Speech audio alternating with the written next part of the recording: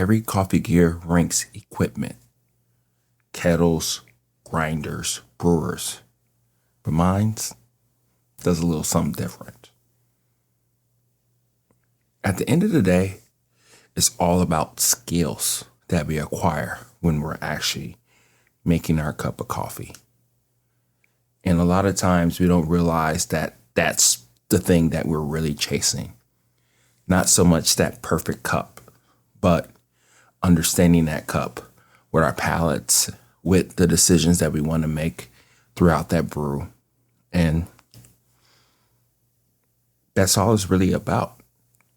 So I'm going to be talking about 4 actual things that are critical to what you should be based or care about when it comes to coffee.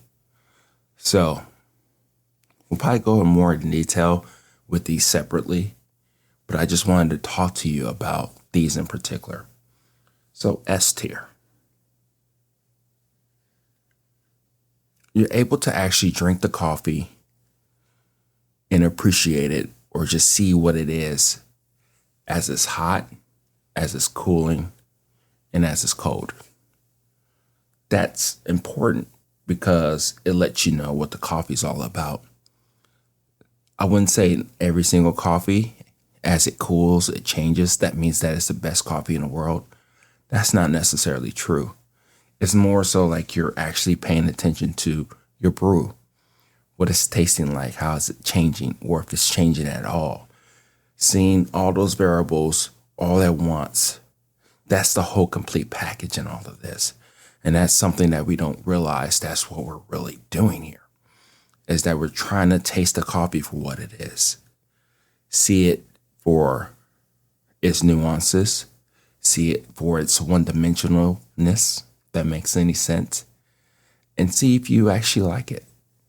Because from that, you can, of course, still change variables.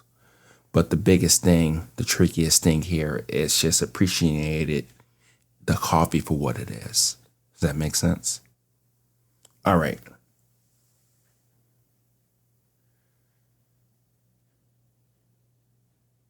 A tier. This one's interesting to me because it's one of those things that we don't realize that we're making quick adjustments, quick changes, and it's not necessarily the thing that you should do. What I mean by this in this particular rating is that why is the coffee different from the second brew when everything else is the same? A lot of times when we first drink our coffee, especially in the morning, our palates are not like coated. They're not dripping with coffee, brush our teeth. We drink some water. We're just experiencing the coffee for the first time. And a lot of times whenever we do actually drink the coffee, it can taste bitter. And then your mouth gets coated with that coffee, right? And then when you keep drinking it, as I said the first time, with the S tier, the coffee is constantly changing and doing its thing. But on that second pour, now that your mouth has been introduced to that coffee, it's a little different. And when that coffee is saying something probably a little bit different to you, that's probably more so what that coffee truly, really tastes like. We have to remember that before we start trying to change all these variables in a cup of coffee. So when we do that and kind of experience it for what it is, those are some of the things that we can really see in our cups of coffee of the differences that they make to us. And then from there, that's when we start to actually really start to change what we're tasting. If that makes any sense. All right. B tier.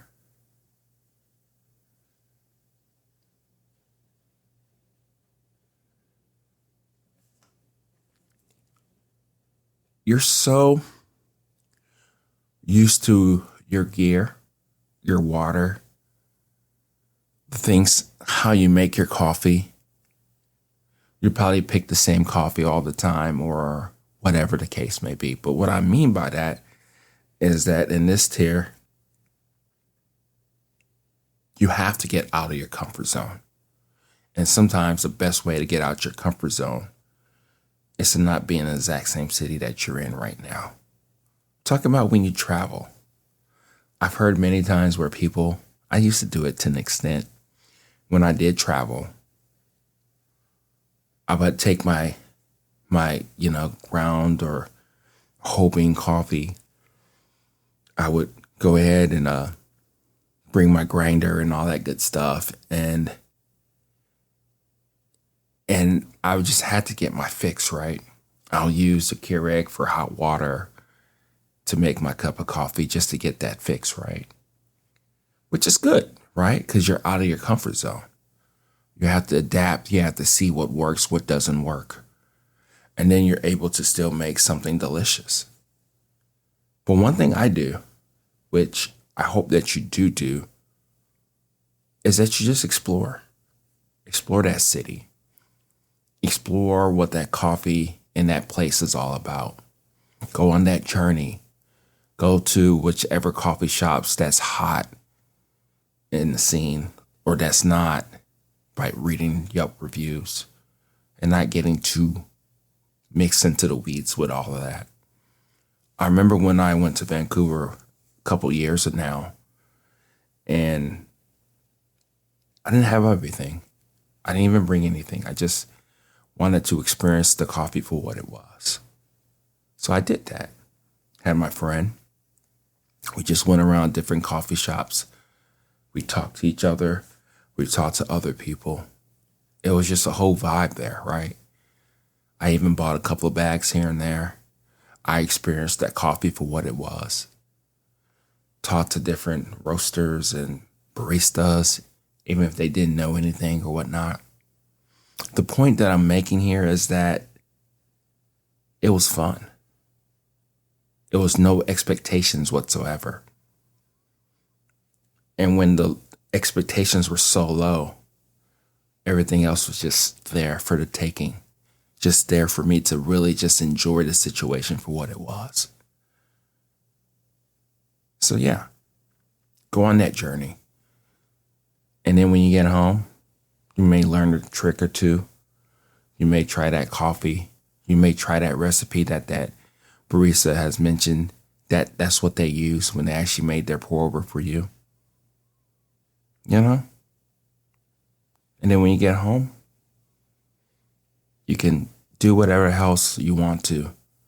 You're back in your element. But when you're out of your element, just enjoy it for what it is. Okay, the last one.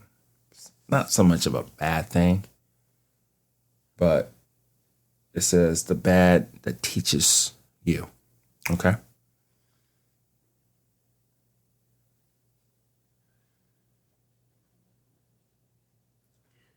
You're always hunting for the right answer. Just want that recipe. You want to know if it's 90 degrees Celsius or 1 to 16. That's the recipe that you want to try. You want to know if you need to do 1 or 2 pours. Do you just stay in the middle? Do you go too high? Do you try to agitate the grounds? You just want to know the thing that makes it work. But you're not necessarily wanting to know why it works that way. We all go through it. I go through it all the time. For instance, I'll give you a little quick example, is that I'm in the process of actually making some bread, sourdough bread. I spent a whole week playing around with different recipes, right? Really trying to develop my own starter. So I started doing my own thing, and then it kind of messed up, and then it didn't really work. So I got another week before it's ready to rock and roll for me when I'm making this actual starter. And then I start thinking about different parts of the recipe, and then I start taking myself out of it. And then I started looking at every piece of it. Why it's there. Do I need it? Can I subtract things out of it? What if I do it this way? And then I started thinking about the rise of the bread, what that really means. What does a sourdough or the starter does to the coffee, to the bread. And I started asking myself the whys. Same thing we do with coffee. Instead of just wanting that recipe, that doesn't mean that we understand exactly what we're doing. I don't think we'll actually ever understand everything that we're doing in coffee.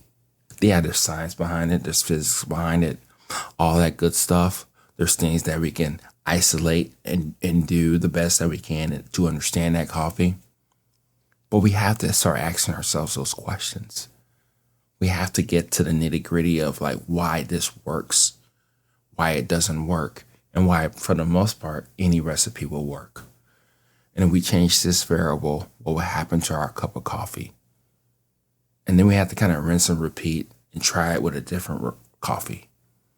We will start to see some correlations. But at the end of the day, we're going to have to play that dance all over again. That's the thing that we have to come to more of an understanding than anything, is that we have to explore, ask ourselves why, go beyond what somebody else has told us, and just see it for what it is. I think that's one of the biggest things that we can do in this whole coffee journey. It's like trust that we can get there with the limited or the lack of knowledge or whatever we are in our lives. Because you and I are different. I come from an engineering background. I was the type of kid that cared about, loved cars, did some autocrossing. The only thing I could talk to you about was cars. And there's other things in my life that are joy to me. Same thing with you. You may love your job. You may hate your job. You may find enjoyment over the weekend. You may like hiking. You may like bar hopping for whatever reason. You may be a beer person. It doesn't really matter. Those type of skills that you have, those are the skills that you can take with you with coffee. And then you can either expand it or have a simple recipe in order to do the things that you're doing. I was talking to a gentleman I frequently talk to on this YouTube thingy. And it was interesting talking to him because he does the same thing all the time. And what I mean by that is that he has a protocol. He has a recipe. Exact same recipe for each coffee. He's able to taste intricacies of the coffee. He's able to understand the coffee, right? And it was interesting to me because I'm not that person. Once I tasted the first time, I know I made a mistake. Not a mistake, but I'm breaking one of my own rules. Is that once I have that first cup, I start to change things. And I start to analyze the coffee and I start to look at to see what it's all about. I try to do this variable, that variable, and all that good stuff in order to like understand and conquer that coffee for me. Some other people will do just one recipe, just perfectly fine. I guess what I'm saying here is that we're all different. There's rules, there's recipes, there's things that we all do in order to enjoy our cup of coffee. But I guess what I'm saying here is that try to understand it too. Ask yourself why you go about this method. Why do you swirl it? Why do you spin it and hold the kettle like it's a precision tool and all that stuff, which is perfectly fine? Do you smell your coffee? Do you like experience it for what it is? And then once you start asking yourself those questions, that's when the light bulbs will start to go off even more so. That's when you start to develop your own protocol. And then you're off to the races. You're off on your journey. And that's all it's really about. It's about you finding the thing that you want out of coffee, not what others think or say to you. So that's what I have for you. What's your top tier list? What is it all about when it comes to the skill of brewing and enjoying your cup of coffee? Let's talk about it.